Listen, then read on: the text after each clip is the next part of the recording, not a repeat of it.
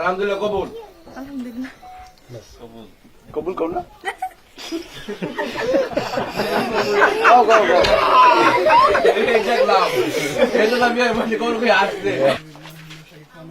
বিসমিল্লাহির রাহমানির রাহিম।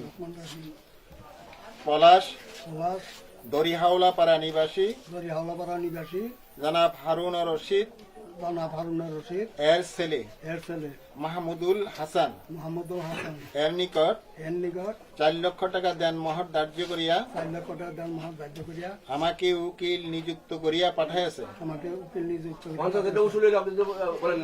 ধার্যকৃত টাকা হইতে 50,000 টাকা ওয়াসিল বুঝিয়া 50,000 বুঝিয়া 2 জন সাক্ষীর মোকাবেলায় তুমি খুশিতে নিকারে দিন দাও। তুমি খুশিতে নিকারে দিন দাও। বাস এখন আরেকবার কইতে কষ্ট করে বলো তুমি আরেকবার একবার কইলে কই এলাই না এরা বলো আচ্ছা মুরব্বি আমাদের দাদা রান্না করাইবো আমরা আবার কোন তিনবার কইলে আর পলাশ দড়িহাওলা পাড়া নিবাসী জনাব হারুন রশিদ সাহেবের ছেলে মাহমুদুল হাসানের নিকট হাসানের নিকট 4 লক্ষ টাকা দেন মোহর ধার্য করিয়া আমাকে উকিল নিযুক্ত করিয়া পাঠাইয়াছে।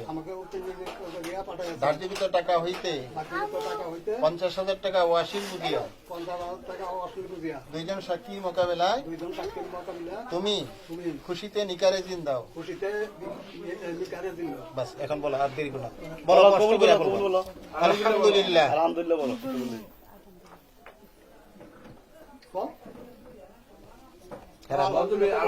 একটু সাইডে একটু সাইডে দেন।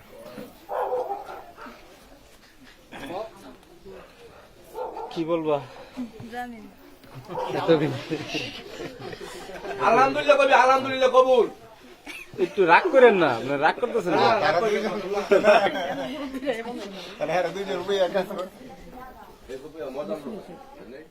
বলো আলহামদুলিল্লাহ।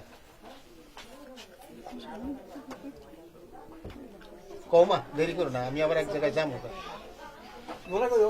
আলহামদুলিল্লাহ কবুল। আলহামদুলিল্লাহ কবুল কবুল করো না